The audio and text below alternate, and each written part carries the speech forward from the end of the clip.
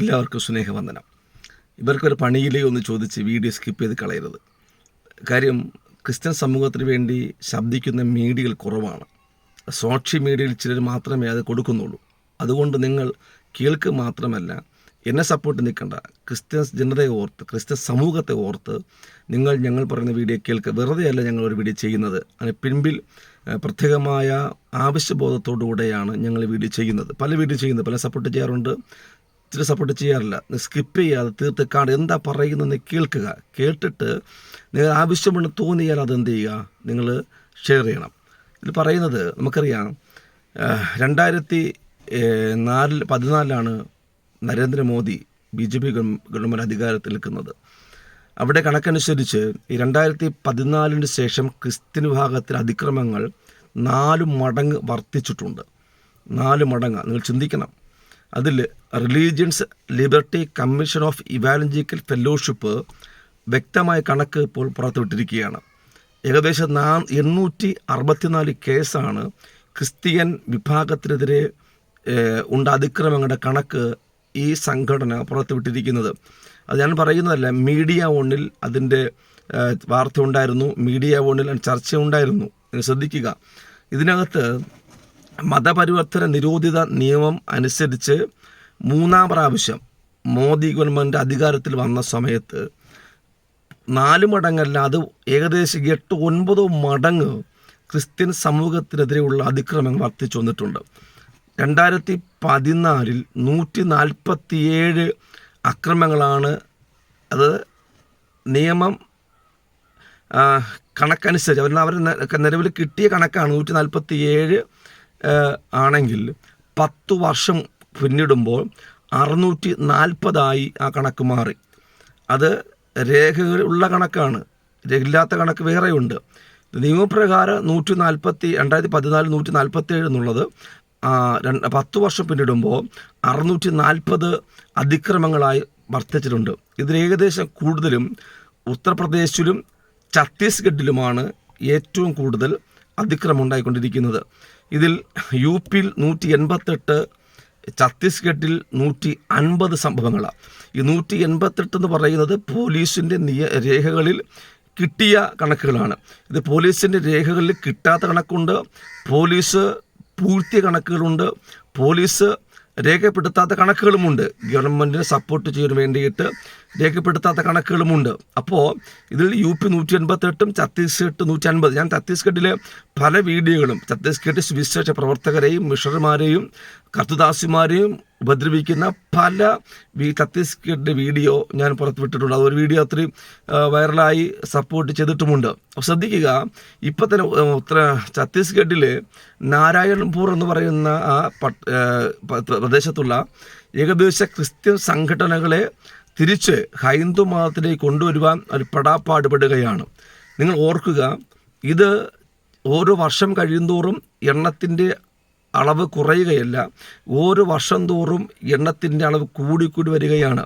ഒരു അപകടകരമായ അവസ്ഥയിൽ എത്തിച്ചേർക്കപ്പെട്ടിരിക്കുന്നുണ്ട്. നിങ്ങൾക്കറിയാമോ, ഇതാ ഹോളി വന്നു, എന്തുമാത്രം അധർമ്മമാണ് നടന്നതെന്നറിയാവോ? ഏതെങ്കിലും ഇവിടെ ഒരു മാധ്യമങ്ങൾക്ക് അത് പുറത്തുവിടാൻ കഴിഞ്ഞിട്ടില്ല, ഒരു മാധ്യമങ്ങളും ചർച്ച ചെയ്യാൻ സാധിച്ചിട്ടില്ല. മെനഞ്ഞാന്ന് ഡൽഹിയിലെ ഒരു എന്താ പറയുക റോമൻ കത്തോലിക്ക സഭയിൽ കയറി അടിച്ചു പൊട്ടിച്ചു. അവർ തിരുരൂപം പൊട്ടിച്ചു കളഞ്ഞു. തിരുരൂപം സപ്പോർട്ട് ചെയ്യുന്ന പ്രസംഗം നിൽക്കേണ്ട. ആ ഡൽഹിയിലാണ്, ഇന്ത്യയിലെ സെൻട്രായ ഡൽഹിയിൽ മെനഞ്ഞാന്ന് ഒരു ക്രൈസ്തവ സഭയെ അല്ലെങ്കിൽ റോമൻ സഭയെ അടിച്ചു പൊട്ടിച്ചു കളഞ്ഞു. പാരമ്പര്യം വർഷങ്ങളായി നിലനിൽക്കുന്ന ഒരു സഭയാണ്. വർഷങ്ങളായി ആരാധിച്ചു വരുന്ന ക്രൈസ്തവ ഈ ആർച്ച് സഭയെ കണ്ടോ, ഹിന്ദു സംഘടനകൾ കയറി അടിച്ചു പൊട്ടിച്ചു കളഞ്ഞു. ഇതിൽ ആർക്കെങ്കിലും ഇത് വന്നതൊക്കെയും ക്രിസ്ത്യൻ മീഡിയകളിൽ, ചില ക്രിസ്ത്യൻ സോഷ്യൽ മീഡിയയിൽ മാത്രമാണ് ഈ വാർത്ത വന്നത്. അത് ഞങ്ങൾക്കൊരു പണിയില്ലാത്തതും ചെയ്യുന്നതല്ല. ഇത് ചെയ്യേണ്ടത് നിങ്ങൾ അറിയിക്കുക.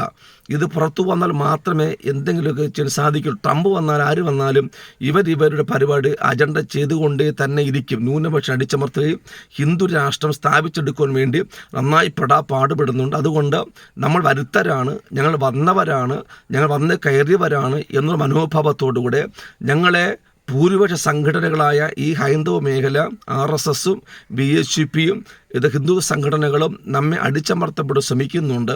അതുകൊണ്ട് ഈ ഓരോ വർഷം തോറും ഭരണം നന്നായെന്ന് പറയുമ്പോഴും അകത്തളം വെളിപ്പെടാത്ത കണക്കുകൾ, ഈ ഞാൻ പറഞ്ഞ കണക്ക് നിങ്ങൾ എവിടെ കേട്ടിട്ടുണ്ടോ? എവിടെയും ആരേത് വാർത്ത വായിച്ചോ? അറിഞ്ഞോ? നിങ്ങൾ അറിഞ്ഞില്ലല്ലോ.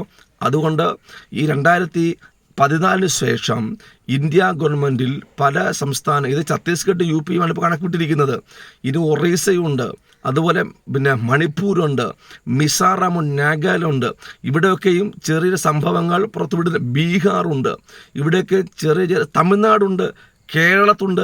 ഞങ്ങൾ അനുഭവിക്കുകയാണ്, കേരളത്തിനകത്ത് ഞങ്ങൾ അനുഭവിച്ചിരിക്കൊണ്ടിരിക്കുകയാണ്. പരിശോധന പോകും എത്രമാത്രം പിന്നെ പ്രത്യാഘാതങ്ങൾ. ഞാൻ യൂട്യൂബിൽ അതിൻ്റെ ലൈവ് എടുത്ത് ഞാൻ വിട്ടിട്ടുണ്ട്, റെക്കോർഡ് ചെയ്ത് ഞാൻ വിട്ടിട്ടുണ്ട്. കേരളത്തിൽ സംഭവിക്കുന്നുണ്ട്, പക്ഷേ കേരളത്തിൽ നടക്കുന്നില്ല എന്ന് മാത്രമേ ഉള്ളൂ. അതുകൊണ്ട് നിങ്ങൾ ഈ ഓരോ ദിവസം തോറും ക്രൈസ്തവ പീഡനം വർദ്ധിച്ചു വരിക മാത്രമാണ് ചെയ്യുന്നത്. അതുകൊണ്ട് നിങ്ങൾ പ്രാർത്ഥിക്കുക. യേശു മാത്രമാണ് ദൈവം. യേശു കൂടെ മാത്രം ദൈവരാജ്യത്തിൽ പോകാൻ പറ്റുകയുള്ളൂ. യേശുവിൽ കൂടെ മാത്രമേ പാപമോചനമുള്ളൂ. ഇവരെ അടിച്ചാലും കൊന്നാലും കേട്ടാലും പറയാം, യേശുവിൽ കൂടെ മാത്രമേ പാപവിമോചനമുള്ളൂ. യേശുവിൽ കൂടെ മാത്രമേ രക്ഷയുള്ളൂ. യേശുവിൽ കൂടെ മാത്രമേ വെളിച്ചമുള്ളൂ, പ്രകാശമുള്ളൂ. യേശു ക്രിസ്തുവാണ് ദൈവം. യേശു അല്ലാതെ വേറെ ദൈവമില്ല. യേശുവിൽ കൂടെ മാത്രം ദൈവരാജ്യം അവകാശമാക്കാൻ പറ്റുള്ളൂ. എത്ര പീഡനം വന്നാലും, എത്ര അടിയോ കൊല്ലോ ചാട്ടവാറോ വാളോ എന്തു വന്നാലും ഞങ്ങൾ യേശുവിനെ വിട്ടുകളിക്കാൻ ഒരു പരിപാടിയുമില്ല. എന്നാൽ അറിയുക, ഇത് പറയുന്നത് പ്രതിരോധിക്കാനും കൊല്ലുവാനും അടിക്കാനും പോകുവാനോ ഒന്നുമല്ല. നിങ്ങൾ പ്രാർത്ഥിക്കുക. ഇന്ത്യയുടെ സംസ്ഥാനങ്ങൾക്ക് വേണ്ടി പ്രാർത്ഥിക്കുക. ദൈവമക്കൾക്ക് വേണ്ടി പ്രാർത്ഥിക്കുക. കഷ്ടാനുഭവിക്കുന്ന, ദുരിതമനുഭവിക്കുന്ന, ഭയപ്പെട്ട് പല കുടിലുകളിലും ഇരുന്നു കൊണ്ട് യേശു ക്രിസ്തുവിനെ പ്രസംഗിക്കുകയും യേശു ക്രിസ്തുവിനെ മറ്റുള്ളവരിലേക്ക് കൈമാറുകയും ചെയ്യുന്ന ഒത്തിരി കർത്തൃവൃദ്ധന്മാർ ഈ സംസ്ഥാനങ്ങളിനകത്തുണ്ട്. നിയമങ്ങളെ പേടിച്ച്, വാളിനെ പേടിച്ച്, ഹൈന്ദവന്മാരെ പേടിച്ച്, മിശ്രമതന്മാരെ പേടിച്ച് അകത്തിരുന്ന് പ്രാർത്ഥിക്കുകയും സുവിശേഷം ചെയ്യുന്ന ഈ ഭക്തന്മാർക്ക് വേണ്ടി നിങ്ങൾ പ്രാർത്ഥിക്കുക. ഈ കണക്കൊന്നും ആരും പുറത്തുവിടാറില്ല. ഓരോ ദിവസവും ഞെട്ടിപ്പിക്കുന്ന, വിറയലുണ്ടാക്കുന്ന, ഭയപ്പെടുത്തുന്ന, ജീവിക്കുവാൻ പോൽ അറപ്പുളവാക്കുന്ന സംഭവങ്ങളാണ് ഈ മതേതര രാഷ്ട്രമെന്ന് പറയുന്ന അവകാശം കൊള്ളുകയും മതേതര രാജ്യമെന്ന് നാഴിക്ക് 40 വട്ടം വിളിച്ചു പറയുകയും ചെയ്യുന്ന ഈ രാജ്യത്ത് മനുഷ്യരുടെ സമാധാനത്തോടെ പാർക്കാൻ കഴിയാത്ത, ക്രൈസ്തവനും പ്രാർത്ഥിക്കുന്നവനും ജീവിക്കാൻ കഴിയാത്ത അന്തരീക്ഷമാണ് ഇന്ന് നടക്കുന്നത്. എത്ര യുവാക്കളെ കൊന്നുകളഞ്ഞത്, എത്ര യുവതികളെ കല്ലെടുത്തിടിച്ചു കൊന്നു, വാൾ കൊണ്ട് വെട്ടിക്കൊന്നു, നെഞ്ചിനകത്ത് കടാര ഇറക്കി കീറി കൊന്നുകളഞ്ഞു, തലയ്ക്കകത്ത് ഹോളോകോസ്റ്റ് കല്ല് ഇട്ട് ചതച്ചു കൊന്നുകളഞ്ഞു. ഇത് ഇന്ത്യ രാജ്യത്തിലാണ്. അങ്ങ് ഉഗാണ്ടയിലൊന്നുമല്ല, ഇന്ത്യക്കകത്ത് നാഗാലാൻഡ്, മണിപ്പൂർ, മിസോറാം, ബീഹാർ, ഉത്തർപ്രദേശ്, ഛത്തീസ്ഗഡ് ഇതുപോലുള്ള പല സംസ്ഥാനങ്ങളിലും ഇന്ന് അതിക്രമം നടന്നുകൊണ്ടിരിക്കുക.